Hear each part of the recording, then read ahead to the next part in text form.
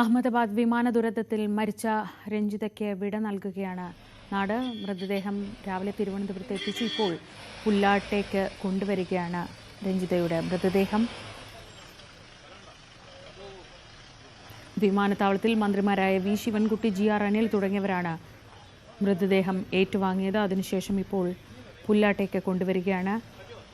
പുല്ലാട് ശ്രീ വിവേകാനന്ദ സ്കൂളിൽ പൊതുദർശനത്തിന് മൃതദേഹം വയ്ക്കുന്നുണ്ട്. ജി ശ്രീജിത്ത് വിവരങ്ങളുമായി. ശ്രീജിത്ത്, വിശദാംശങ്ങൾ.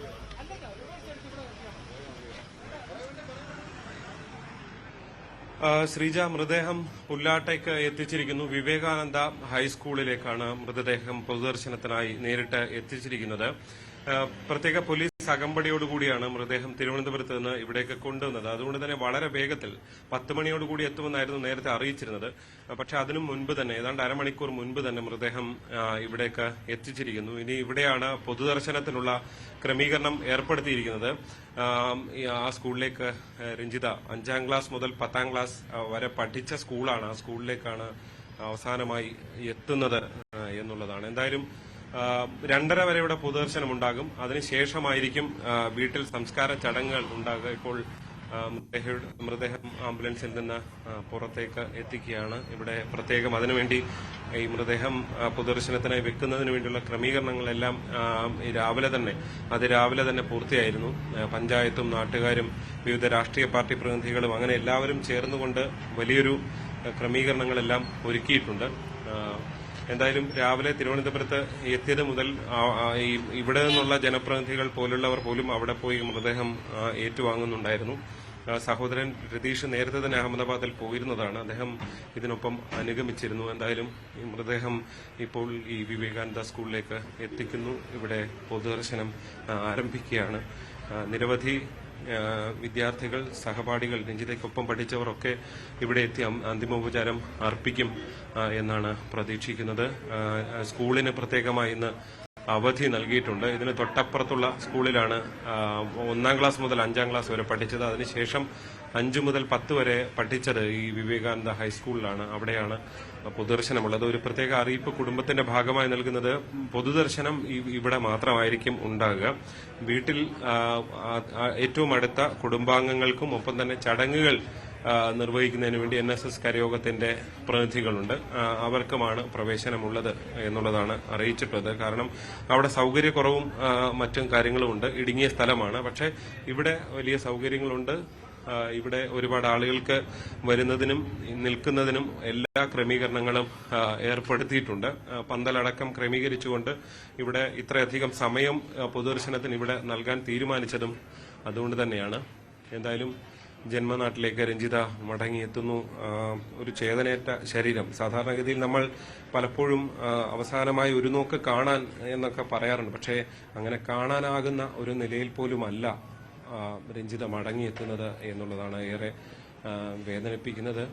എന്തായാലും പൊതുദർശനം ഇവിടെ ആരംഭിക്കുകയാണ്. മൃതദേഹത്തിൽ മാലയും മറ്റും ഇട്ടുകൊണ്ട് വിളക്ക് കത്തിച്ചു വെച്ചുകൊണ്ട് അവസാനമായി ആദരാഞ്ജലി അർപ്പിക്കുന്നവർക്ക് വേണ്ടിയുള്ള ക്രമീകരണങ്ങൾ ഒരുക്കിക്കൊണ്ടിരിക്കുകയാണ്.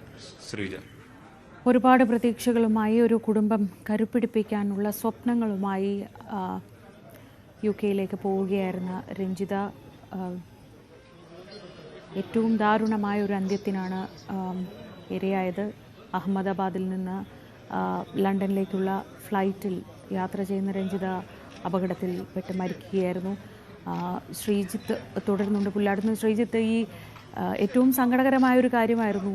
മൃതദേഹം തിരിച്ചറിയാൻ പോലും കഴിയാത്തൊരവസ്ഥയിൽ DNA പരിശോധന പോലും ഒരു വളരെ സങ്കീർണമായ സാഹചര്യങ്ങളിലേക്ക് പോവുകയുണ്ടായി. സഹോദരൻ്റെ DNA മാച്ച് ആവാതെ വന്നു. അങ്ങനെ എന്തൊരു വലിയ ദുരന്തമാണ് ആ കുടുംബത്തെ തേടി എത്തിയതെന്ന് ആലോചിക്കുമ്പോൾ വലിയ വിഷമമുണ്ട്. എങ്ങനെയാണ് പിന്നീട് ഈ വാർത്തയ്ക്ക് ശേഷം ആ നാട് രഞ്ജിതയുടെ കുടുംബത്തോടൊപ്പം നിന്നത്?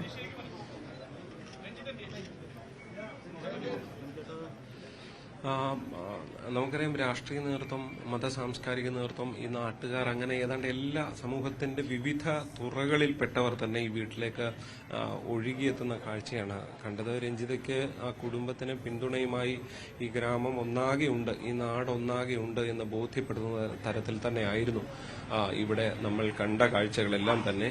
പ്രത്യേകിച്ച് മകൾ ഇഥികയാണ് ഏറ്റവും കൂടുതൽ വേദനയോടെ പൊട്ടിക്കരഞ്ഞുകൊണ്ട് അവിടെ എത്തിയ ഓരോരുത്തരോടും അമ്മ വരില്ലേ എന്ന ചോദ്യം ചോദിച്ചുകൊണ്ടിരുന്ന മന്ത്രി വീണ ജോർജൊക്കെ എത്തിയപ്പോൾ സാധാരണഗതിയിൽ പല മന്ത്രിമാരും ഒക്കെ എത്തുമ്പോൾ ഒരു ഔപചാരികമായി അല്പസമയം ചെലവഴിച്ച് മടങ്ങുകയാണ് ചെയ്യുന്നത്. പക്ഷേ ഏറെ നേരം അവിടെ ചെലവഴിക്കേണ്ടി വന്നത് മകളുടെ ഈ വിലാപം കൊണ്ടുകൂടിയായിരുന്നു എന്നുള്ളതാണ്. അത്രയധികം വേദനിപ്പിക്കുന്ന ഒരു കാഴ്ചകളായിരുന്നു വീട്ടിലുണ്ടായിരുന്നത്. പ്രത്യേകിച്ച് ശ്രീജ നേരത്തെ പറഞ്ഞതുപോലെ ഒരു കുടുംബത്തെ നേരെ നിർത്തിയത് രഞ്ജിതയാണ്. പ്രത്യേകിച്ച് 2 മക്കൾ, അമ്മ, ഇവർക്കൊക്കെ വേണ്ടി താമസിക്കുന്നതിനുള്ള ഒരു വീട്, പഴയ വീട്, ഓടിട്ടൊരു ചെറിയ വീടാണ്. അതിനപ്പുറത്തേക്ക് പുതിയൊരു വീട് തന്നെ ഉണ്ടാക്കുന്നു. ഈ മാസം 28-ന് നിങ്ങൾ പാലുകാച്ചൽ ഔപചാരികമായി നടത്തിക്കോളൂ, ബാക്കി ടൈലിന്റെ പണികളൊക്കെ ഉണ്ട്, അത് 10-20 ദിവസം കൊണ്ട് തീർക്കാം എന്നൊക്കെ പറഞ്ഞ് ഉറപ്പിച്ചാണ് 10-ാം തീയതി രഞ്ജിത പോകുന്നത്. ചെങ്ങന്നൂർ റെയിൽവേ സ്റ്റേഷനിൽ നിന്ന് ട്രെയിനിൽ നെടുമ്പാശ്ശേരിക്ക് പോവുകയും അവിടെ നിന്ന് മറ്റൊരു കുടുംബം കൂടി റെയിൽവേ സ്റ്റേഷനിലേക്ക് ഉണ്ടായിരുന്നു. അവരൊരുമിച്ച് അങ്ങനെ വിമാനത്താവളത്തിലേക്ക് ഉണ്ടായിരുന്നു. അങ്ങനെ ഒരുമിച്ച് വിമാനത്താവളത്തിലേക്ക് പോയി എന്നുള്ളതാണ് അടുത്ത ബന്ധുക്കളൊക്കെ പറയുന്നത്. സഹോദരന്റെ ഭാര്യയാണ് ഇവിടെ നിന്നും റെയിൽവേ സ്റ്റേഷനിലേക്ക് കൊണ്ടുവിടുകയൊക്കെ ചെയ്തത്. വേദനാജനകമായ ഇവിടെ പൊതുദർശനം ആരംഭിച്ചിരിക്കുന്നു. ആളുകൾ കുറച്ചുകൂടി കഴിഞ്ഞാൽ കൂടുതൽ ആളുകൾ എത്തും എന്നാണ് പ്രതീക്ഷിക്കുന്നത്. പ്രത്യേകിച്ച് 10 മണി എന്ന സമയം തീരുമാനിച്ചതുകൊണ്ട് തന്നെ കഴിഞ്ഞ ശേഷം ആളുകൾ എത്തുക. 11 മണിയോടുകൂടി സഹകരണമന്ത്രി വി എൻ വാസവൻ ഇവിടെ എത്തി സംസ്ഥാന സർക്കാരിന് വേണ്ടി അന്തിമോപചാരം അർപ്പിക്കും. അതിനുശേഷം ഏതാണ്ട് ജില്ലാ കളക്ടർ ഉൾപ്പെടെയുള്ളവർ ആ സമയത്ത് ഉണ്ടാകുമെന്നാണ് പ്രതീക്ഷിക്കുന്നത്. പ്രേംകൃഷ്ണൻ അദ്ദേഹവും എത്തിച്ചേരും. എന്തായാലും ഇവിടെ എല്ലാ ക്രമീകരണങ്ങളും ഉണ്ട്. അതുകൊണ്ട് തന്നെ എത്ര ആളുകൾ വന്നാലും കൃത്യമായി അന്തിമോപചാരം അർപ്പിച്ച ശേഷം മടങ്ങുന്നതിനുള്ള എല്ലാ ക്രമീകരണങ്ങളും. എന്തായാലും രഞ്ജിതയുടെ മൃതദേഹം ഇവിടെ പൊതുദർശനം ആരംഭിച്ചിരിക്കുന്നു. അതിന്റെ കാഴ്ചകളാണ്, അതിന്റെ സാഹചര്യം തന്നെയാണ് നമുക്ക് ഇവിടെ കാണാൻ സാധിക്കുന്നത്. ജന്മനാടിന്റെ സ്നേഹവും അന്ത്യാഞ്ജലിയും ഒക്കെ ഏറ്റുവാങ്ങുകയാണ് രഞ്ജിത. ഒരു കുടുംബം